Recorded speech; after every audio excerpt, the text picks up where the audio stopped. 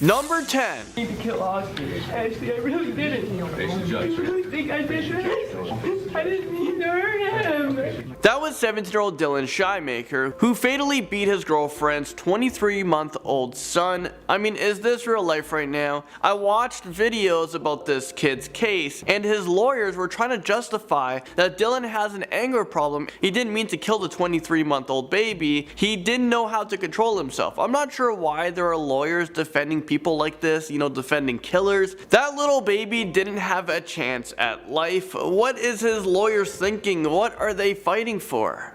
But there were other dynamics at work there, including my client's inability to either control his anger or frustration and his inexperience in babysitting. So this took place in Buffalo in the States, and jurors convicted Dylan of second-degree murder. The judge sentenced him to 15 years to life in prison, which is the maximum punishment in Buffalo. Moving into number 9, we have this girl who freaked out after she was given a life sentence. She was hyperventilating, like Slow down, slow down.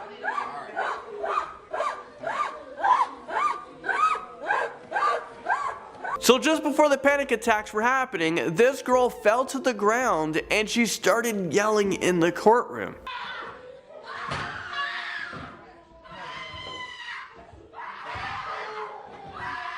The woman's family was also freaking out.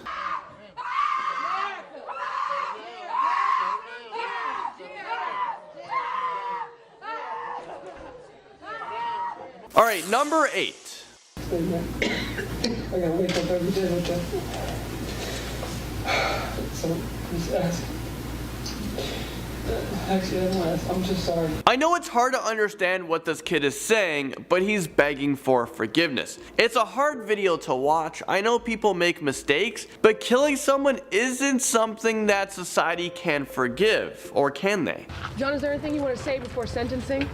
Well, that was 17-year-old John Freeman, who was saying sorry to the victim's family after he strangled a 5-year-old girl to death. I mean, in that moment, was he really sorry? This also took place near Buffalo, and he was given 25 years to life, and this is for a second-degree murder in which John Freeman pleaded guilty to. So when John turns 42 years old, a judge will determine whether or not John is a danger to himself or to society, and if he's going to be released. Hopefully, if he is released, he's a changed person. There are also many people who have served a number of years to life who just don't get released from prison because they're just always deemed as a danger to society. So although you get like 15 years to life, you can serve like 50 years. Alright, moving into number 7, we have this.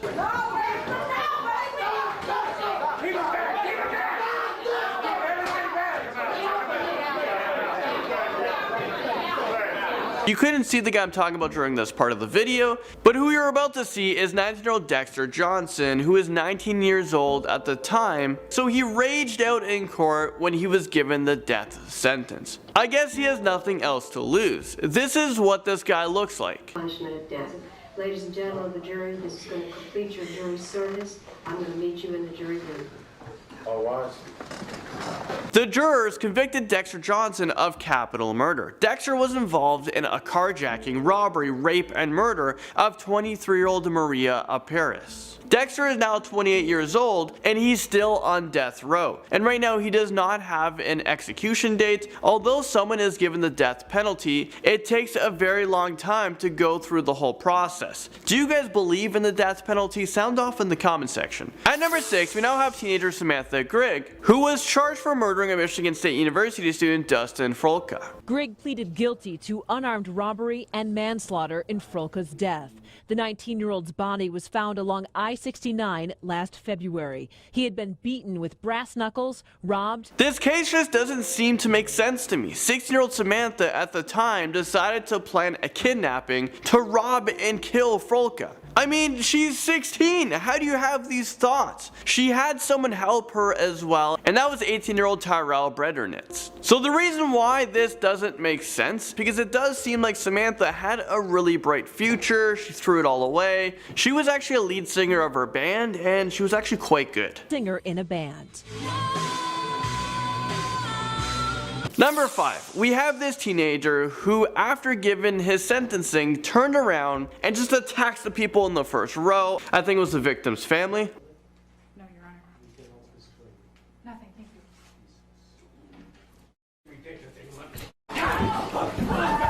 Yeah, luckily the police was right there to get on top of the situation, to handle the situation before anyone got hurt. Alright, number 4. Can't, they understand the seriousness of the crime.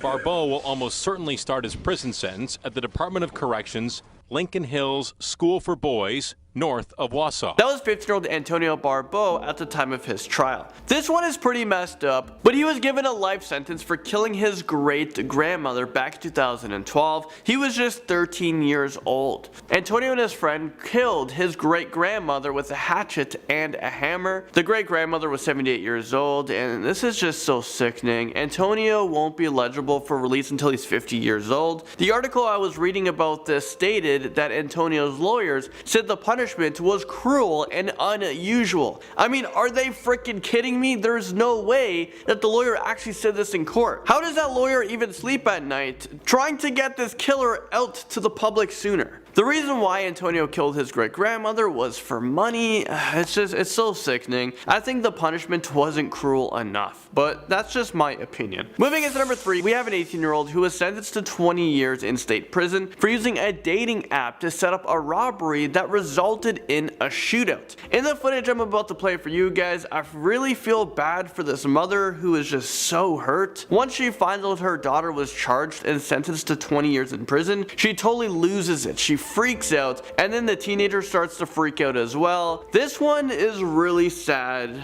Watch. 20 years in state prison.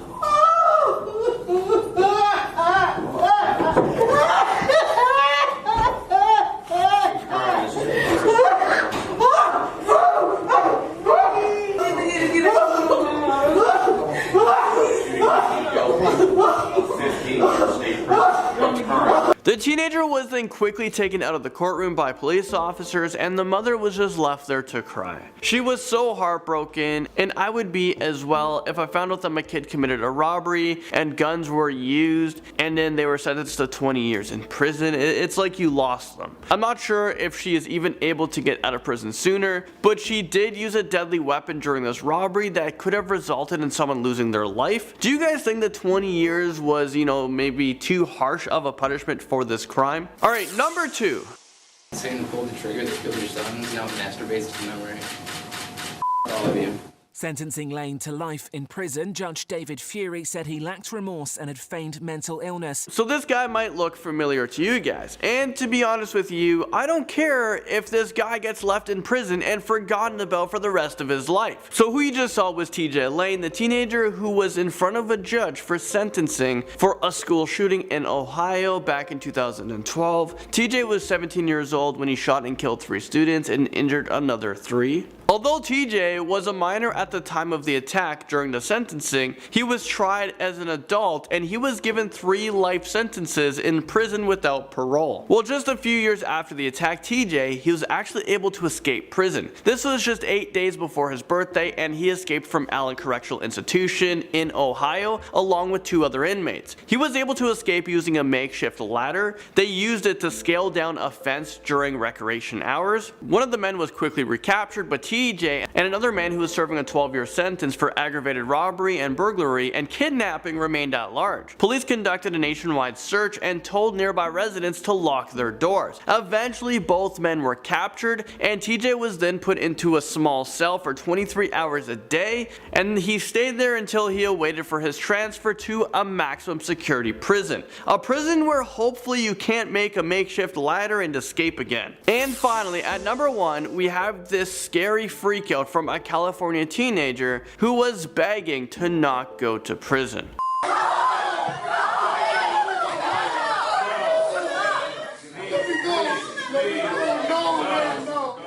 That was 18-year-old Fernando Elgato, who was accused of rape. He denies all claims, and he was freaking out when he was being sentenced because he was actually afraid of going back to prison. For some reason, he thought that if he fought back, he would somehow be released. Scared of returning to jail, 18-year-old... I feel really bad for this kid because if he actually didn't do it, he just appeared in front of a judge, he got sentenced, and now he's going back to prison where I don't really know what happens there. I can only imagine. So I would be freaking out too, but if this guy actually did the crime, no remorse for me. So starting us off like we always do with number 10. By Judge Rebecca Dallett, who gave him life without parole, sparking the outburst.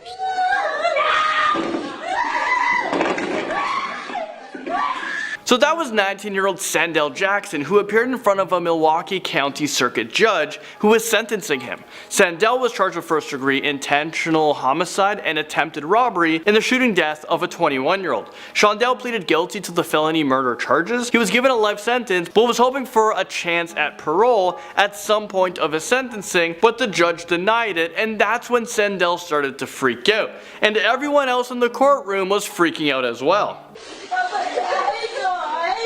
Now at number 9, we have a girl who freaked out so bad, she started hiccuping. Like it was just uncontrollably. And I remember one time I hiccuped for like 6 months straight. It was really weird, so. The parents testified, has a history of being someone who can be manipulated. So this teenager, Jennifer Mee, was being tried in court for a murder charge, and she just couldn't keep calm. She was freaking out while being handcuffed. Jennifer Mee actually became famous after that video, and after years, she finally talked about that viral video. What happened to that sweet 15-year-old girl that we first met? I couldn't even tell you. I got cased up with the wrong crowd of people, really.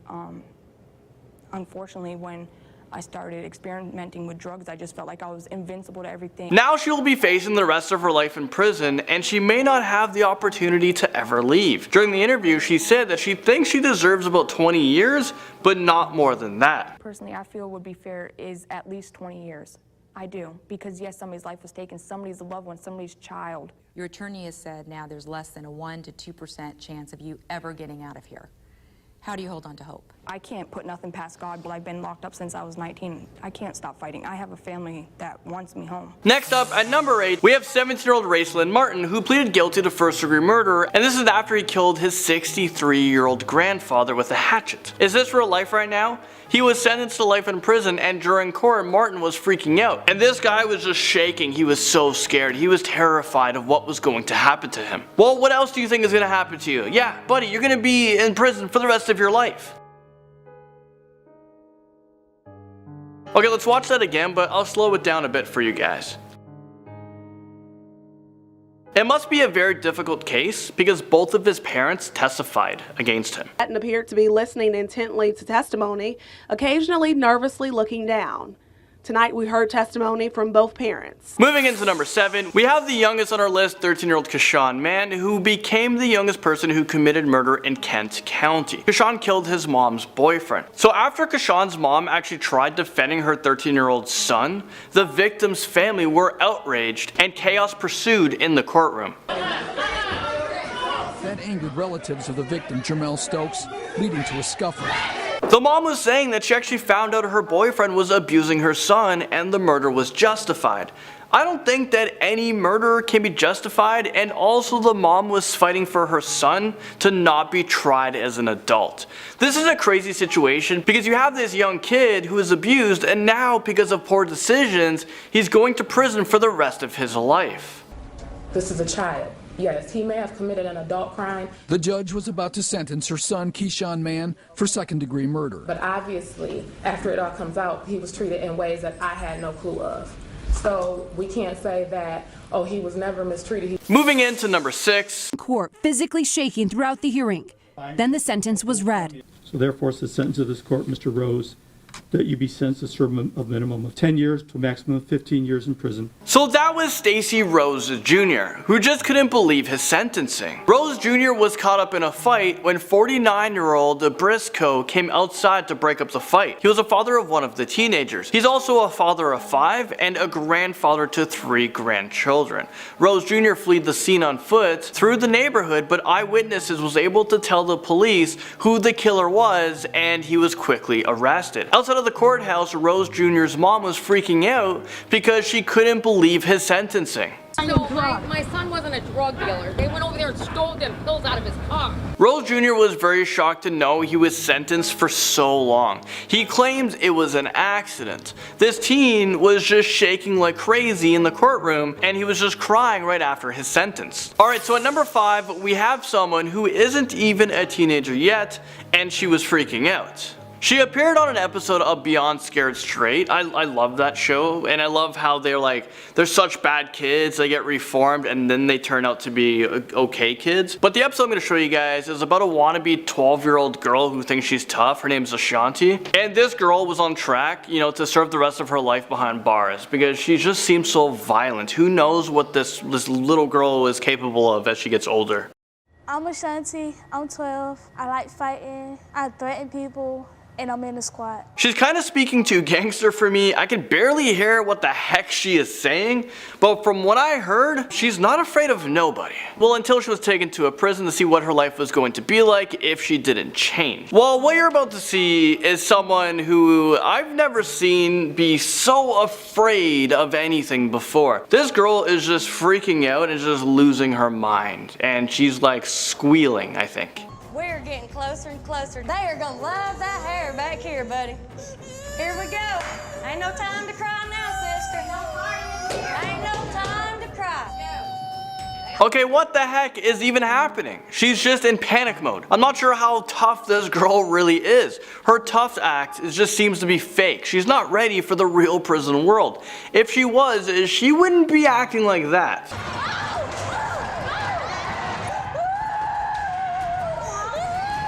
Number 4, we have teenager Roxana Silvorsky, who was emotionally freaking out in court while she was being sentenced. Silvorsky pleaded guilty to plotting to kill her family. Is this real life right now? Imagine being her family member and you just found out that this teenager, your daughter, your sister, she was plotting on murdering you. Well, luckily she was brought in by the police before anything bad happened, and now she is serving a very long time in a woman's correctional facility. Number 3, I actually just wanted to show you guys quickly a different perspective, the opposite of someone freaking out in court, and he seemed to have zero emotions while he was being sentenced. I mean, watch this.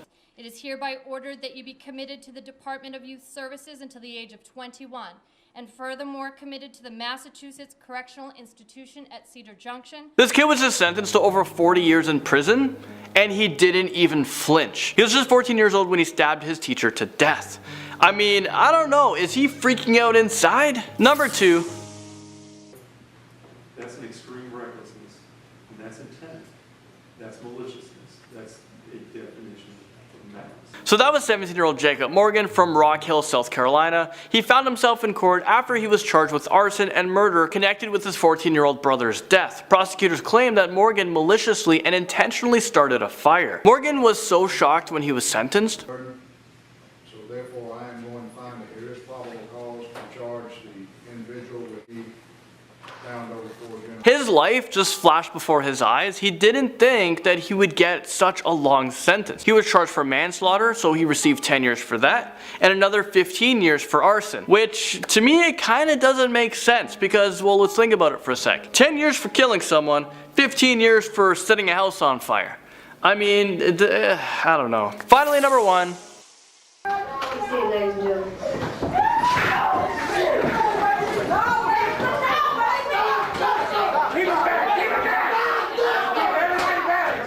I count at least 20 officers in that room to retain 19-year-old Dexter Johnson. He was sentenced to death, so yeah, he was pretty pissed off. The jury has found you guilty of capital murder. In accordance with the laws of the state of Texas, this court hereby assesses your punishment of death. Ladies and gentlemen of the jury, this is going to complete your jury service. I'm going to meet you in the jury room. So Johnson sat down and he kind of let it sit in for a few seconds when he was sentenced, and just a few minutes went by when he realized that there's nothing else to lose. This guy just loses his cool and he just freaks out into a rage. I'm not sure if you guys noticed, but the woman in front just booked into the floor as if there was like a gunman in the room. She was just super scared. It seemed to come out of nowhere, and luckily there were so many police officers around because you never know what else Johnson would be capable of doing. I mean, he's already capable of murder, so what's one more murder to his rap sheet? Starting us off with number 10 are Catherine and Curtis Fairchild Jones. In Melbourne, 1999, at 13 and 12 years old, Catherine and Curtis became the youngest people ever charged as adults for first-degree murder. The two shot their father's girlfriend Sonia and had plans to murder their father as well and another male relative for sexually molesting them. As soon as they had shot her, they realized what a huge mistake they'd made and they ran to their neighbor's house and said it was an accident. Even after evidence of abuse was found, no one did anything.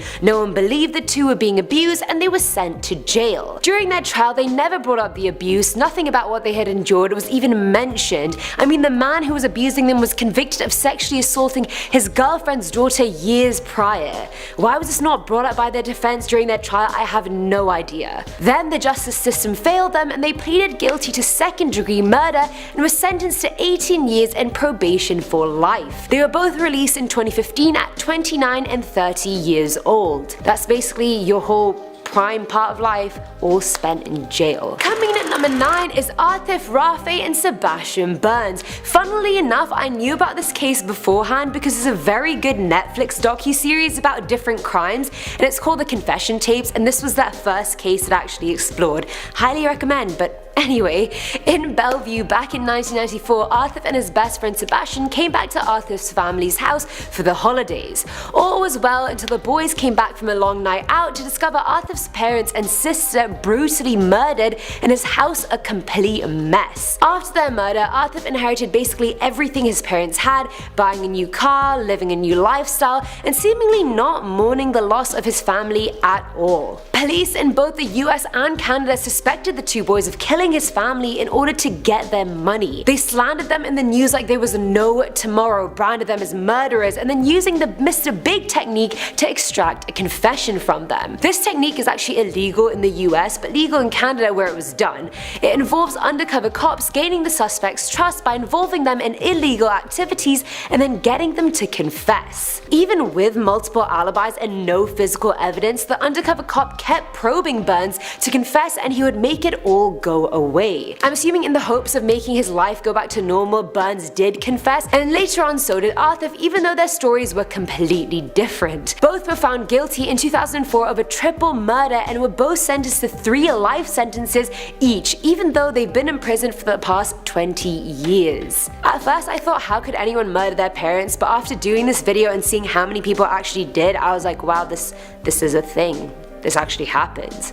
At number 8 is Joshua Smith. Now in February of 2012, 14-year-old Joshua broke into his stepfather Chico's room and stole his shotgun. Right after that, he started shooting things around the house, and Chico and his daughter were able to escape his rampage by breaking a window and climbing through. Joshua's mother, Tamiko Robinson, was sleeping on the sofa when he shot her around 12 to 14 times at close range.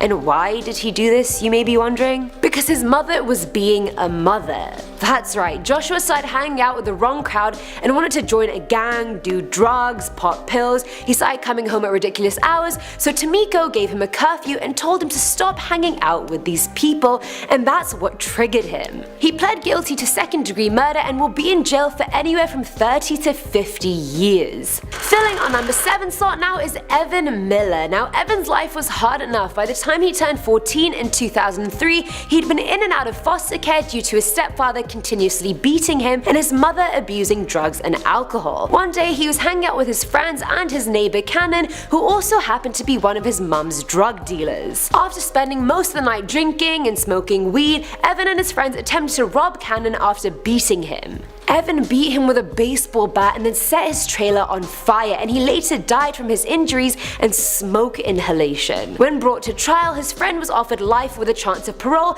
if he testified against Evan, which obviously he did. In 2006, Evan was sentenced to life without parole, and now at 28 years old, he may have a chance at a retrial, but for now he's still very much in prison. Now Now at number 6 is Jacob P. Ind. Back in 1992, when Jacob was 15 years old, he killed his mum and his stepdad. After enduring years of sexual, physical, and emotional abuse, Jacob hired another older teen to help him murder his parents. Then, in the morning of December 17th, they went to their bedroom where they were fast asleep and attacked them for 5 whole minutes using various gruesome methods, stabbing them, spraying their faces with bear mace, and shooting them as well. He never testified during his first trial since his defense told him he would pack up and leave if he tried, so he was sentenced to life without parole. After spending 25 years in prison, he was finally granted a retrial and the right to testify back in August of 2018. And his retrial hasn't happened yet, so we don't know the conviction as of yet. Coming at number 5 is Diana Ortiz. Diana was 18 years old when she moved to New York in 1983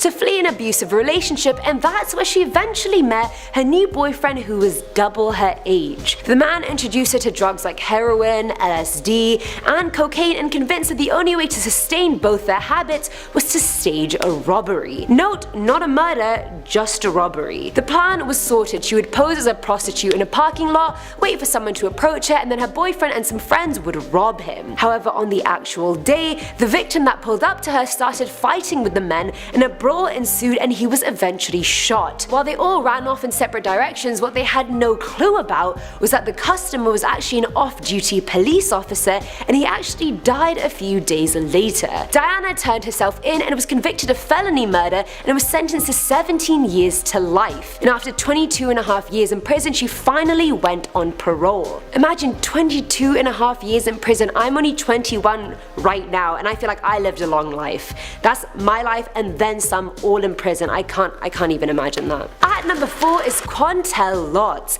Now Lotz, like a lot of other kids on this list, had a troubled upbringing. His dad, mum, stepmom, uncles, aunts, basically everyone around him was addicted to cocaine, even getting high on it while he was still in the room at a very young age. He'd seen his uncle get shot multiple times because of drugs and he himself was beaten on a regular basis. By 14, he used to have bouts of getting very angry, then crying uncontrollably, and then amnesia about what happened. In 1999, he was play fighting with his stepbrother Michael. It started off innocently, as it always does. Michael sent a blow dart his way, Lotz fired back with a toy bow and arrow, but then it turned very ugly and escalated into a proper fight. It ended with Lotz stabbing Michael a few times and then ultimately killing him. He literally doesn't remember the incident whatsoever, he just remembers being told the next day that his brother was dead and he was the reason. He was tried as an adult, not a juvenile, and was sentenced to life without the possibility of parole. Even though at 14 the state of Missouri thinks you're too young to legally get married, leave school, donate blood, get a tattoo without parental approval, yet you're old enough to be tried as an adult and then put away in jail forever. Filling in on number 3 slot is John Catis. Back in 2009, John was 16 at the time when he put up an ad on Craigslist offering sexual services in exchange for money, and the very popular ABC reporter George Webber replied to his ad. When they finally met up for this kinky hookup, if we can call it that, John claimed that George pulled a knife on him and as self-defense he stabbed George 50 times. Mind you, George was bound and being choked when this happens, so I don't know how he could have even pulled a knife out to begin with. And if it was really self-defense, why 50 times? Surely someone's dead after maybe a few, or at least injured enough for you to escape the situation. During his hearings and his confession tapes, you can see him literally wink and smile throughout. At 18 years old, John was found guilty and was sentenced to 25 years to life, and at 28 years old, he's still in prison today. Now at number 2 is Ashley Jones. Ashley was a problem child raised by problematic parents. Her stepdad used to sexually molest her and her mum was a drug addict, so it appeared to be a blessing when her grandparents agreed to take in her and her sister. I don't know if they agreed to take her in or her parents kicked her out, since she stabbed both her dad and her pregnant mum a year beforehand. Luckily neither died. A year later, at 14 years old, she was disobeying her grandparents more and more, and she was dating a boy they didn't approve of. The couple hatched a plan and she helped her boyfriend commit a series of murders. First they killed her granddad, shooting him twice in the face and then stabbing him to death, then her aunt who they shot in her sleep and then set them both on fire. They also attacked her grandmom, who also got burned on the face, stabbed in the chest and jaw and shot in the shoulder. Luckily, she survived, and she also tried to kill her own 10-year-old sister by stabbing her 14 times, but she also survived, thank God. Now at 24 years old, she's still in prison serving out her life sentence. And finally, at number 1 is Erin Caffey. Way back in March of 2008, Erin started dating a boy called Charlie Wilkinson. Story seems pretty kosher so far. After meeting Charlie, her parents felt like there was something off about him but didn't worry too much, but then Erin started to change. Her interests changed, her demeanor changed, and her parents thought Charlie was a bad influence and wanted them to break up. So what do any desperate teenagers do in that situation? Hatch a plan. Charlie and his friend Wade went into Erin's house while she waited in the car with Wade's girlfriend and shot Erin's mother Penny whilst also nearly decapitating her with a katana. They then shot her youngest brother Matthew in the head, while James and his friend both took turns stabbing her other brother Tyler. As if that wasn't bad enough, they then set the house on fire and it was completely ruined. Erin's father was also really badly injured. They shot him nearly 11 times whilst they killed Penny, but luckily he survived and was able to escape the house before it completely went up in flames. I mean, I don't know how lucky that is considering he survived his wife and kids and his remaining child is in jail, but it's still a good sign. Initially, no one suspected Erin, but during Charlie and Wade's questionings, they both said that the murders were Erin's idea. At 17 years old, Erin pleaded guilty to murder, as did Charlie, and they were both given 2 consecutive life sentences plus 25 years.